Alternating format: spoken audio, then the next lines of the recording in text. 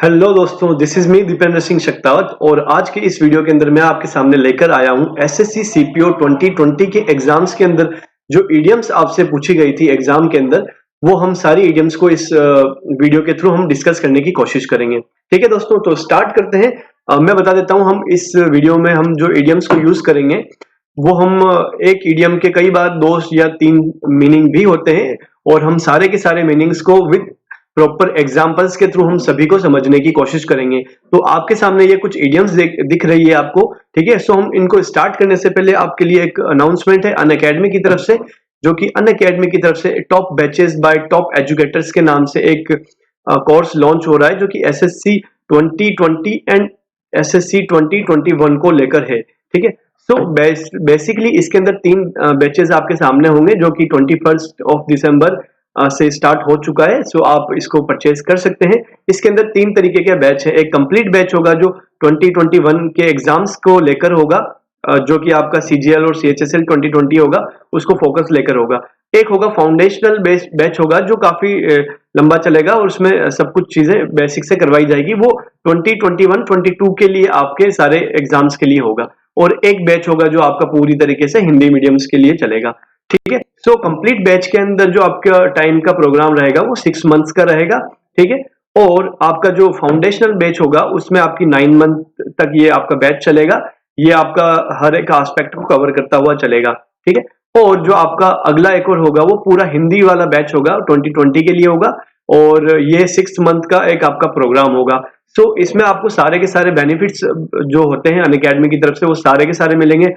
Top की test series, top के educators और जितना भी कंटेंट, पीडीएफ, सब कुछ आपको यहाँ पर अवेलेबल करवाया जाएगा। सो आप इसे खरीद सकते हैं और उसके लिए आप मेरा कोड यूज कर सकते हैं, दैट इज DEEPNDRA, और आपको एक्स्ट्रा 10% का डिस्काउंट भी मिलेगा। और ये सारी प्राइसेस जो है वो 31 दिसंबर से हाइक की जा रही है, तो आप जितना जल्दी लेंगे उतना आपके लिए बेनिफिट रहेगा। सो शुरुआत करते हैं दोस्तों हम हमारे टॉपिक की, जो कि था हमारा इडियम्स एंड देयर मीनिंग्स। ठीक है, सो सीपीओ 2020 की ये सारी इडियम्स है। सबसे पहले हम शुरुआत करते हैं, जो कि आई है हमारी लिटिल बाय लिटिल। ठीक है, इसका मतलब होता है कि ग्रेजुअली, मतलब थोड़ा थोड़ा करके जो ओवर पीरियड ऑफ टाइम हमारा बढ़ता जाता है, मतलब धीरे धीरे जो चीज बढ़ती है हम उसको बोलते हैं little by little. So example देख लेते हैं दोस्तों। एग्जाम्पल ये बोलता है कि हर English is improving little by little. Okay, her English is improving little by little, मतलब उसकी इंग्लिश इंप्रूव हो रही है लेकिन धीरे धीरे हो रही है, क्योंकि एक दिन में तो कोई काम पूरा नहीं हो सकता है। ये एक प्रोसेस होती है जो थोड़ा थोड़ा रोज करेंगे तो उसके साथ में इंक्रीमेंट होता है। सो पहला एग्जांपल हो चुका है आपके पास में, English is improving little by little. अगला एग्जांपल और देख लेते हैं। I earn enough money little by little to buy a new bike. मुझे एक नई बाइक खरीदनी थी जिसके लिए मुझे काफी सारे पैसों की जरूरत थी। अब वो सारा पैसा एक दिन में लॉटरी लग के तो आने वाला नहीं है। सो मुझे वो सारा पैसा अर्न करना पड़ा और हर दिन मैंने अपना अर्न किया है। सो मैंने इसको लिटिल बाय लिटिल अर्न किया है और उससे मैंने अपनी नई बाइक खरीदी है। सो ये थी आपकी पहली इडियम जो आप बोल सकते हो, लिटिल बाय लिटिल, और इसका मतलब होता है gradually, in small increment over the time. Okay, फिर आपके पास में एक अगली इडियम है जो कि है अ ड्राई रन। इसको आप बोल सकते हो कि आप किसी भी काम करने से पहले जब उसके ऊपर आप रिहर्सल कर लेते हो, ठीक है, उस चीज को हम अ ड्राई रन बोलते हैं। जिस तरीके से आप अपने एसएससी के या सीजीएल, सीएचएसएल, कोई भी अगर आप XYZ एग्जाम देने जाते हो तो उससे पहले आप काफी सारे मॉक टेस्ट लगाते हो। वो मॉक टेस्ट ही एक्चुअल में एक ड्राई रन होता है। तो आपको ये समझना पड़ेगा कि अगर आप किसी काम को करने के लिए जा रहे हो, उससे पहले आप सारे की सारी चीजों को टेस्ट कर लेते हो, आइडेंटिफाई कर लेते हो और उन चीजों को ठीक कर लेते हो। सो हम उस चीज को बोलते हैं अपनी रिहर्सल और उसी को बोलते हैं अ ड्राई रन। इसके कुछ एग्जांपल देख लेते हैं। ठीक है, so let us have a couple more dry run of your speech to make you comfortable. हम कुछ और स्पीच को प्रैक्टिस कर लेते हैं आपके लिए, ताकि आप और ज्यादा कंफर्टेबल हो जाओ और आप अपनी जब फाइनल स्पीच देने के लिए जाओ तो आप काफी अच्छे से उसको दे पाओ। ठीक है, फिर इसका सेकंड एग्जांपल और देख लेते हैं हम। We will have a dry run of getting you in and out of the costumes quickly. जब भी स्टेज परफॉर्मेंसेस होती है तो काफी जो एक्टर्स होते हैं वहां पर परफॉर्मेंस करने वाले होते हैं, उनको काफी फास्टली अपने कॉस्ट्यूम्स को चेंज करना होता है। सो इस चीज को हम ये भी बोल सकते हैं कि हम आपके लिए ऐसा ड्राई रन, एक रिहर्सल क्रिएट करते हैं जिसके थ्रू आपके कॉस्ट्यूम्स को बहुत क्विकली हम चेंज कर पाए और आपकी अपनी परफॉर्मेंस काफी और अच्छी दिख पाए। ठीक है, सो ड्राई रन का मतलब ये हो गया बेसिकली रिहर्सल। आप कोई भी काम अगर एग्जाम देने जा रहे हो तो आप ये समझ लो जो आप मॉक टेस्ट देते हो उस चीज को आप ड्राई रन बोल सकते हो। ठीक है, फिर अगला आता है आपका ये एक तरह का फ्रेजल वर्ब है जिसको हम कॉल ऑन बोलते हैं। इसके मल्टीपल मीनिंग्स होते हैं। ठीक है, इसका मतलब मल्टीपल मीनिंग्स नहीं होता है लेकिन इसके मल्टीपल मीनिंग्स होते हैं। सो पहला देख लेते हैं हम, पहला मीनिंग क्या है इसका। ये बोलता है पहला मीनिंग की ask someone to undertake a particular activity. किसी से कुछ काम करने के लिए जब हम कहते हैं सो हम उस चीज को बोल सकते हैं कि आप कॉल ऑन। जैसे आपने कई बार स्टेज के ऊपर सुना होगा, I call on mister Sharma to come on stage and address the audience. So आप यहां पर बोल सकते हो कि कॉल ऑन आपने क्या किया है, किसी को आपने कुछ पर्टिकुलर एक्टिविटी करने के लिए कहा है। सो यहां पर हमारे पास एक एग्जांपल और है जिसे हम बोल सकते हैं, we received an overwhelming response when we called on our members to donate to this very important cause. हमें बहुत ही अच्छा एक रिस्पॉन्स मिला जब हमने हमारे मेंबर्स को इंपॉर्टेंट कॉज के लिए डोनेट करने के लिए कहा। सो यहाँ पर हम किसी को अंडरटेकिंग, यहाँ पर हम किसी को कुछ काम असाइन करने के लिए बोल रहे हैं कि आप ये काम करिए। सो उसके लिए हमने कॉल ऑन का यूज किया। आप समझ सकते हो ना कि स्टेज पर हम बुलाते हैं तब भी हम कॉल ऑन का इस्तेमाल करते हैं। तो यहां से आप समझना इसको।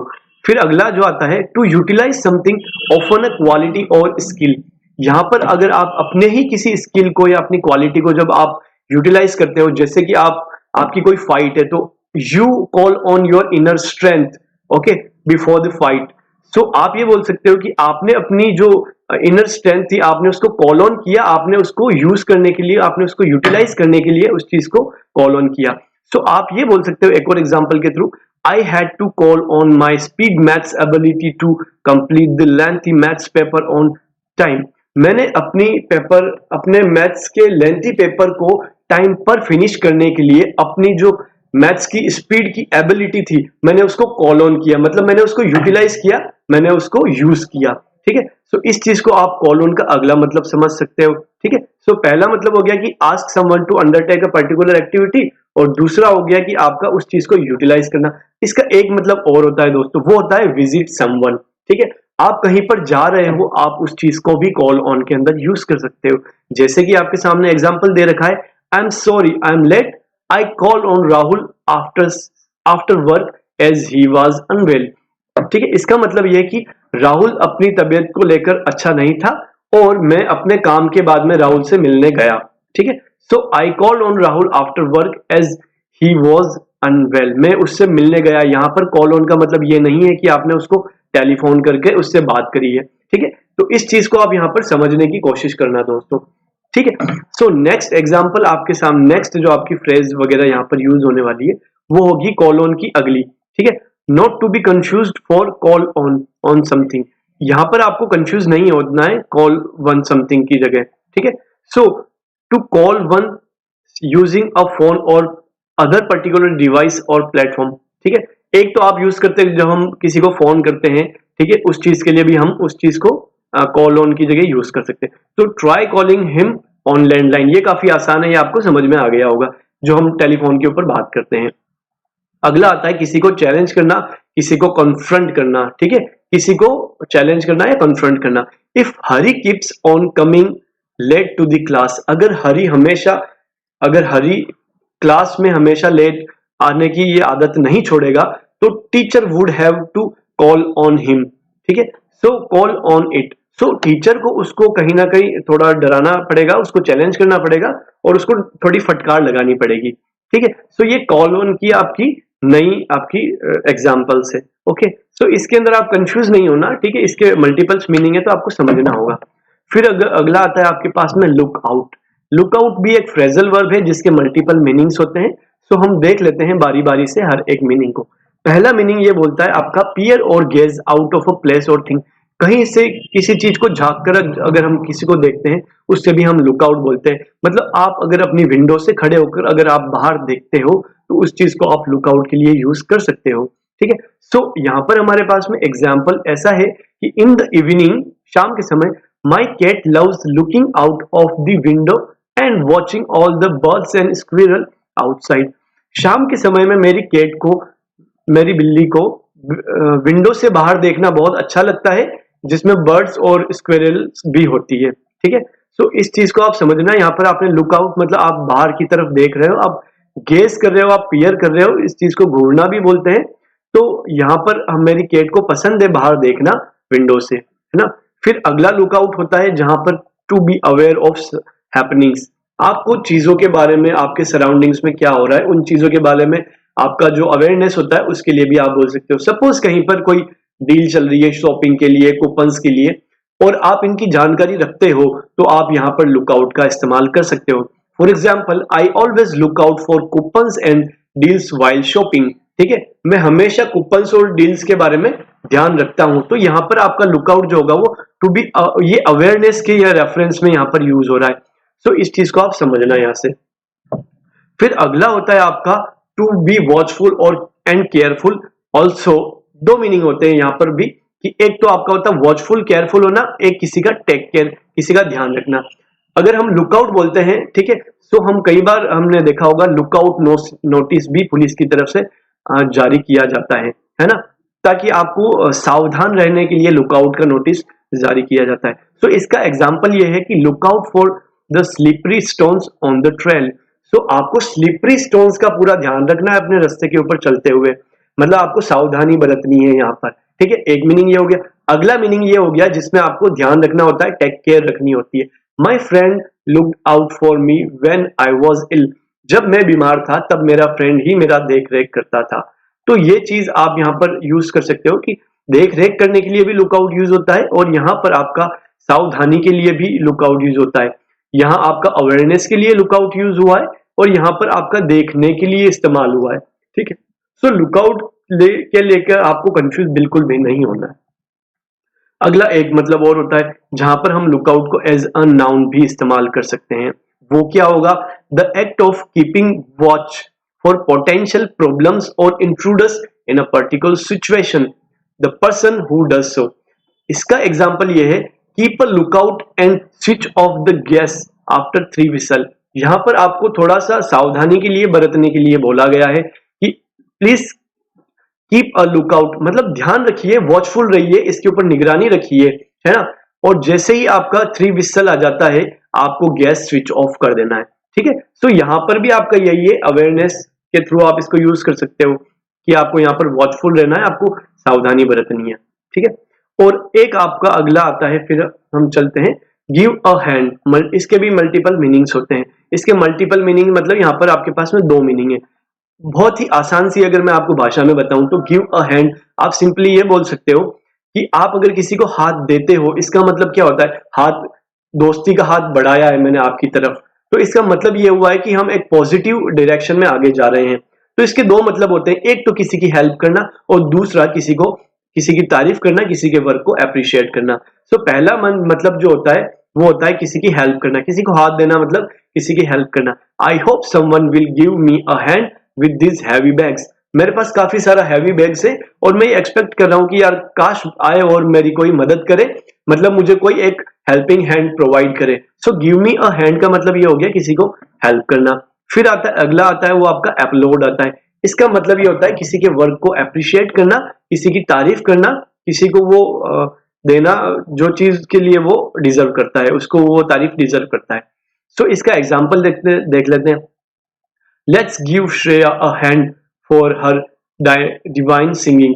श्रेया को डिवाइन सिंगिंग के लिए उसको अप्लोज किया करना चाहिए, उसको उसकी तारीफ करनी चाहिए। सो इस चीज के लिए गिव अ हैंड, हम कई बार बोलते हैं ना, गिव इट अ हैंड, है ना, कई बार हम ऐसे शोज के अंदर भी सुनते हैं। सो ये चीज यहाँ पर इस्तेमाल होती है। फिर अगला जो आता है आपके पास में, वो आता है स्पीक वंस माइंड। सो यहाँ पर आप इसी को हिंदी में समझने की कोशिश कीजिए।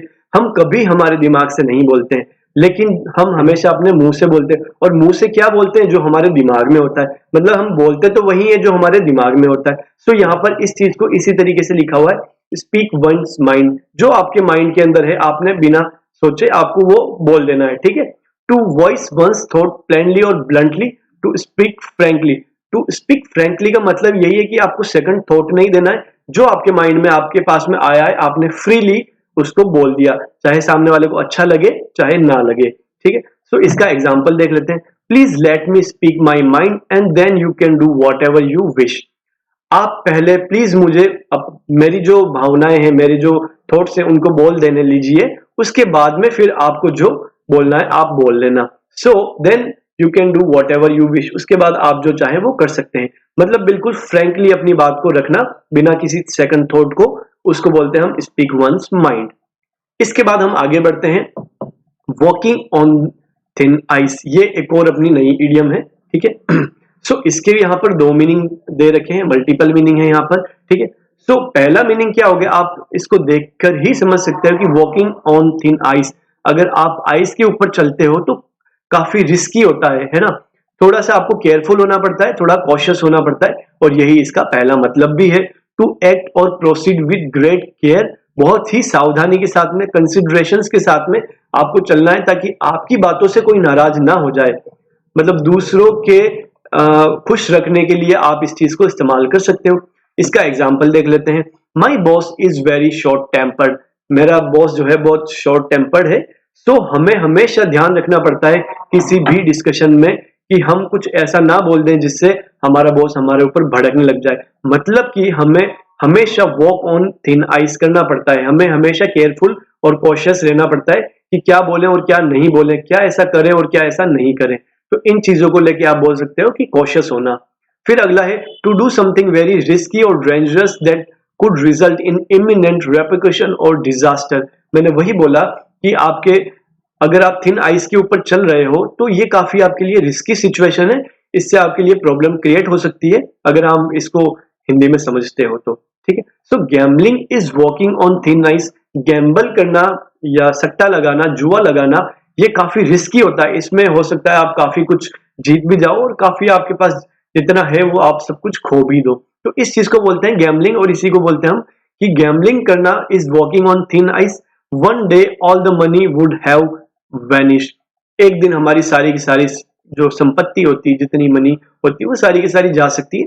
सो कहने का मतलब ये है कि ये एक डेंजरस रिस्की सिचुएशन होती है ना, इस वाले कंटेक्स्ट में। और इस वाले कंटेक्स्ट में आप ये बोल सकते हो आपको कॉशियस होना है। अगले के ऊपर चलते हैं, know like the back of one's hand, मतलब कि to be very familiar with a particular place, subject और फिल्म। आप ये बोल सकते हो आप जिस भी सिटी में रहते हो आपको उस सिटी के बारे में बहुत अच्छे से फेमिलियरिटी होती है, आपको सारा नॉलेज होता है कहां पर क्या है। ठीक है ना, सो इस चीज को हम एग्जाम्पल के थ्रू देख सकते हैं कि the guide new the Ellora caves like the back of his hand, like the back of his hand, मतलब एलोरा केव्स को गाइड इतनी अच्छी तरीके से जानता था कि वो यहाँ पर पूरी तरीके के साथ में फेमिलियर है और वो बहुत अच्छी तरीके से उस सब्जेक्ट का, उस प्लेस का उसको नॉलेज है। So the back of his hand का मतलब कि वहां पर आपको बहुत अच्छे से फेमिलियरिटी होना। फिर आता है green from year to year, green का मतलब होता है दोस्तों स्माइल करना। ठीक है, बहुत ज्यादा खुले मुंह से नहीं करना, लेकिन हम जो हमारी स्माइल देते हैं चेहरे पर उसे हम ग्रिन भी बोलते हैं। तो जब आप अपनी ईयर टू ईयर देते हो, मतलब जब आप अपने मुंह को स्माइल देते हो और उसे इलोंगेट करते हो, आप उसे लंबा करते हो उस ग्रीन को, तो आपकी स्माइल ऐसे बन जाती है, बड़ी बन जाती है। मतलब ईयर टू ईयर मतलब आपने अपनी स्माइल को काफी बड़ा कर लिया। वो आप कब करोगे, जब आप काफी हैप्पी होगे, काफी एक्साइटेड होगे या आप काफी खुश होगे, है ना। तो इस चीज को हम यहाँ पर यूज कर सकते हैं, to have a broad enthusiastic smile because you are pleased proud of something. जब आप किसी चीज को लेकर खुश होते हो तो आप स्माइल करते हो और काफी बड़ी स्माइल करते हो।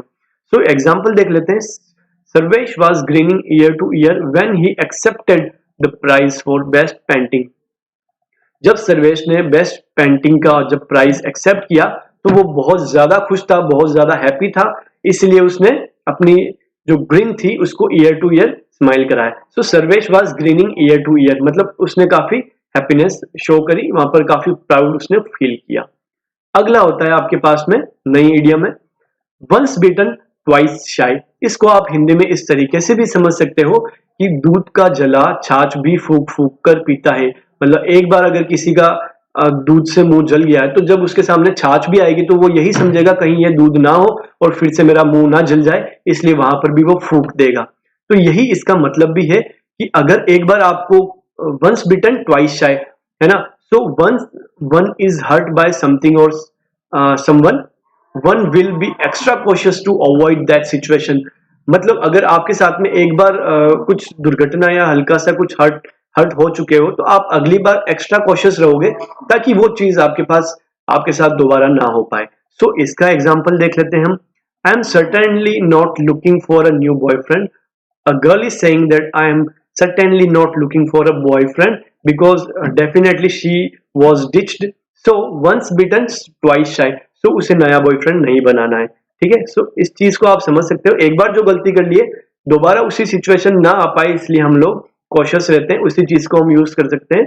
वंस बिटन ट्वाइस शाई. ठीक है. उसके बाद आपकी लास्ट जो आपकी इडियम है आज के लिए, वो है pocket and insult. To bear an insult accusation quietly. मतलब किसी चीज को आप जब सहन कर लेते हो, जब आप ये बोल सकते हो कि दर्द का घूंट पी जाना या बेइज्जती का घूंट पी जाना, तो उस चीज को आप बोल सकते हो pocket and insult. I did not react and pocketed an insult when my friend call me bad names. ठीक है. सो जब आपकी कोई बेइज्जती कर देता है या फिर आपको कुछ बुरा भला कह देता है, और अगर आप वहां पर अगर उस चीज को बर्दाश्त कर लेते हो, ठीक है, तो उसी चीज को हम बोलते हैं पॉकेट एंड इंसल्ट.